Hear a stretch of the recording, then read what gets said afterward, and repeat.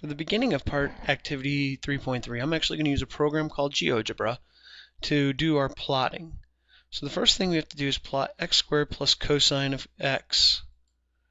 And so that graph would look like this for k equals 1. You can see the 1 in there. And then it asked us to do it for k equals 3, 5, and 10. So let me add those, and you can kind of see what's going on. So there's with k equals 3, with k equals 5, and with k equals 10. It gets quite a bit more busy. So then it just asked us to do it for k equals 3. Well, what I'm going to do is compare for when k equals 1 versus other values. So this slider is going to allow me to adjust the values of k. So right now k equals 1.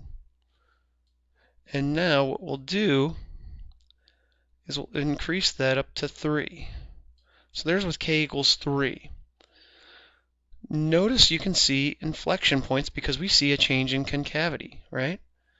Concave up, concave down, concave up, concave down, so on and so forth. And as I get higher, that only increases. So we can get an idea of what happens as k gets larger. You can see the function changing right there. So let's go back to 1. There are no inflection points here.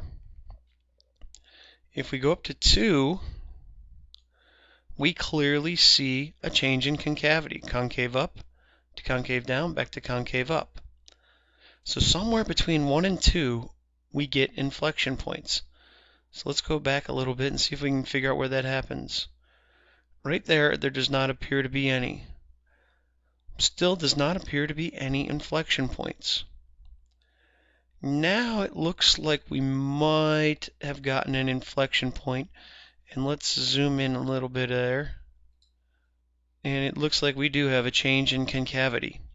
So it looks like somewhere between 1.4 and 1.5 for a value of k, we start to get inflection points. And we're going to look at that algebraically in part B.